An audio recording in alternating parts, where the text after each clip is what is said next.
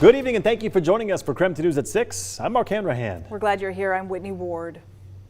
Not only did we identify the first case, but a lot of the nation was watching what this state was doing in response to COVID-19. It has now been 2 years since the first COVID-19 patient was diagnosed here in Washington. On January 20th of 2020, a man who just traveled from Wuhan, China was transferred to Providence Medical Center in Everett with flu-like symptoms. The next day, it was confirmed he had the coronavirus. Since then, health officials have identified more than 1 million cases in our state alone. The virus has also claimed the lives of more than 10,000 people in Washington.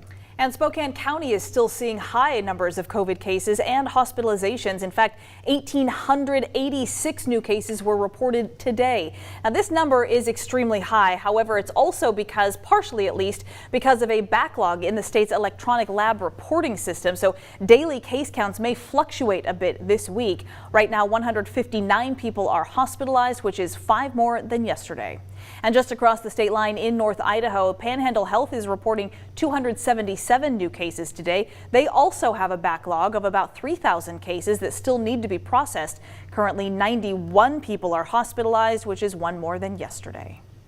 The White House has launched a new site where you can now order 4 free COVID tests to your home. But after its launch yesterday, some people are now running into some roadblocks. KREM 2's Kyle Simchuk spoke to one business in Airway Heights that just isn't able to order the tests, at least for now. Kyle? Well, yeah, it takes less than a minute to order these free at-home tests online, which ship after 7 to 12 days. But you need to enter a residential address. Copy Junction in Airway Heights rents out P.O. boxes to customers. Many of them live in rural areas and don't want to worry about their mail getting stolen. When some of them tried to order COVID tests, the site told them they had to have a residential address. Their P.O. box at Copy Junction is considered a business address. I know other stores like ours, so there's several in Spokane that are like ours, little mom and pops that have mailboxes to rent, as well as all the UPS stores in town. None of them can get any of these at-home tests because everything shows as a business address. KREM 2 reached out to the Department of Health and Human Services as well as the post office about this issue, but did not hear back. The site does let people with P.O. boxes at the post office order the tests. The White House is planning to launch a helpline soon for people who don't have internet or have been unable to order these free tests online. I'm Kyle Simchuk, KREM 2 News. All right, Kyle, thank you very much. Spokane Public Schools canceling school again this coming Monday. It's because of ongoing staffing shortages. So there will also be no morning or afternoon childcare. Athletics and extracurriculars will also, if they're scheduled that day, they will have to be adjusted. And Woodland Middle School is temporarily moving to remote learning. That's because of a high rate of staff absences from COVID as well as other illnesses. The switch begins this Friday and will continue through Monday. The school will then reevaluate on Monday to decide whether to continue with that remote learning. Well, we are learning new information now about a shooter on the Lower South Hill last night. The shooting ended with 1 man in the hospital and another in jail. KREM 2's Cody Proctor was in court as that accused shooter faced the judge for the first time today. She joins us live tonight with more on what led up to that shooting. Cody? Well, Mark and Whitney, the shooting happened on the 600 block of Cedar around 6 o'clock last night. Now, according to court documents, 65-year-old Gary Cottrell shot Scott Jerko. At last check with his father, Jerko is still in critical condition. However, this wasn't the first time we have heard that Cottrell has been in conflict with his neighbors. In the South Hills neighborhood of West 6th Avenue and South Cedar Street, there are tires slashed and cars damaged. According to neighbors, they've been dealing with this for a while. It's cost me about $300. I got my receipt in my wallet in my car. I paid out $780. Many of them suspected 65-year-old Gary Cottrell of the damage, often seen walking his dog through the area. Court documents state he was spotted on a video camera slashing the tires of a vehicle in a driveway. We couldn't believe that it was this old man that we've talked to and seen during the day and pet his dog and been nice to, and then to do that. Court documents go on to say Cottrell had been confronted by victims of the damage and armed himself with a gun. Documents say when confronted again, Cottrell shot the victim in the jaw. That victim has now been identified as Scott Jerko. Jerko's father, Michael, was right there when his son was shot. Someone almost died over some tires. You know, it's crazy. I held my son in my hand last night and told him that he's going to make it. Just praying that he'll be okay. Cottrell's bond has been set at $50,000. His next court appearance takes place February 1st.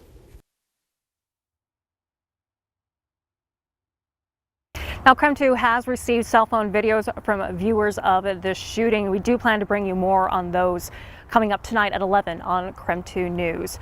Reporting on the South Hill, Cody Proctor, KREM 2 News. Cody, thank you very much. North Idaho College will be moving to remote learning for a 2-week period starting on Monday due to the increase in COVID cases. That's according to our news partners at the Coeur d'Alene Press. At a board meeting last night, school officials said the plan is to minimize the overall foot traffic to reduce the spread of illness on campus. That move comes as school leaders say there has been a significant rise in COVID cases, and it's putting a tremendous strain on the entire college community. So to keep students, faculty, and staff safe, they plan to reduce the number of face-to-face interactions through February 4th. Well, it is official. The state's controversial long-term care tax will be delayed. Washington lawmakers made that move yesterday in a vote. That payroll deduction will not take place until July of next year. Lawmakers want more time to reform the bill and allow more people to be able to opt out if they'd like to. Gonzaga men's basketball hosting USF tonight. The Zags back at #1, by the way, in the AP poll. They are hosting the University of San Francisco at home tonight. The teams were originally meant to play earlier this month on January 6th before a COVID protocol within USF forced that game's postponement.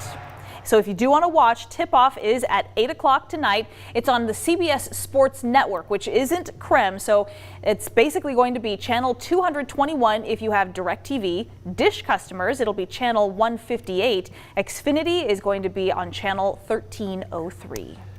All right, let's take a break from the headlines for a bit. I feel like I've been taken back to Portland with the gray, gloomy skies and the rain today, but don't worry because we're about to check in with our own ray of sunshine. That can only mean one thing. That has to be meteorologist Tom Sherry, who's actually out at the Spokane RV show right now. So Tom, how's it going out there? Well, it's going good. It's just great to see it happening again. This is the Inland Northwest RV show going on down at the Spokane Interstate Fairgrounds. You remember last year it had to be canceled, right? Because we're all dealing with what we were dealing with. So it's so great to see us trying to get back more to normal. And even though the RV show was canceled, you know, you talk to industry folks and they'll tell you that they sold more RVs in the last 12 to 24 months than they've sold ever before. And it's because people need to get out, want to get out. Good way to stay socially distanced, right? I wanted to start off quickly before I get into my weather. I love these little things. These are like the teardrop trailers. This one is a tag trailer. So you've got your outside kitchen right here. You know, it's a little bit like glamping, which I like, but not much of a commitment, and a smaller car can actually pull this. Come on over here, Roger. I want to show you this. This thing actually comes with a microwave. Isn't that awesome? And then, of course, just as good as a refrigerator, you got the Yeti right here as well, but I love how the ice box just kind of rolls out. Of course, then you've got your 2-burner stove. It's looking perfect. Roger, you go that way, I'll go this way. You say, Tom, what does it get hot? Will we get super hot inside this thing? And the answer to that is no. Why? Because it has air conditioning right over there. So pretty amazing. Air conditioning and heat. You can also set it up with a sound system if you want, and a TV in here. Great place to sleep securely at night. Fits 2 people.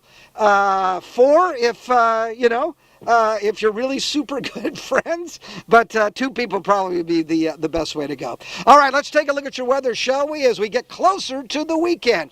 Current temperature in the Spokane area, there you can see it right now. So we're still above freezing, which is awfully nice to see. We're still above freezing, and then we'll take a look now at the satellite and radar picture. You know, we had a ½ inch of rain that moved through the area today, but that has all moved off to the east of us. We're still seeing some snow in the Cascades, but for the most part it's dry, and I think we're going to track mostly dry weather. Here's your 3-day forecast. Daytime highs in the upper 30s, overnight lows dropping down into the mid to upper 20s. Potentially some icy roads tonight where that rain did not evaporate, but as I said before, a ½ inch of rain that fell across the area today. If that had fallen in the form of snow, we'd still be shoveling to get out of that. Come on over here, and I just want to show you this before I toss back. Lots and lots of trailers, RVs, RVs, campers, whatever you want or need, it is down here again at the Inland Northwest RV Show at the Spokane Fairgrounds. I'm going to tour what they call a diesel pusher. That's a big one. That's a bus.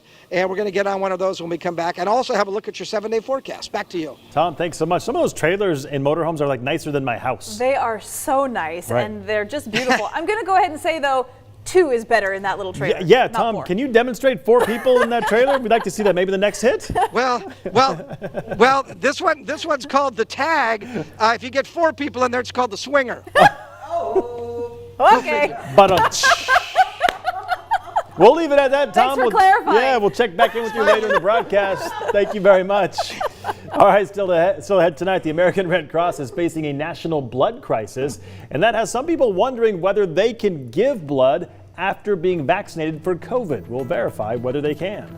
Plus, a little later, a South Hill father wrongfully arrested for murder. In fact, he was at home with his wife and kids when that crime happened. Now he's fighting to get his name cleared.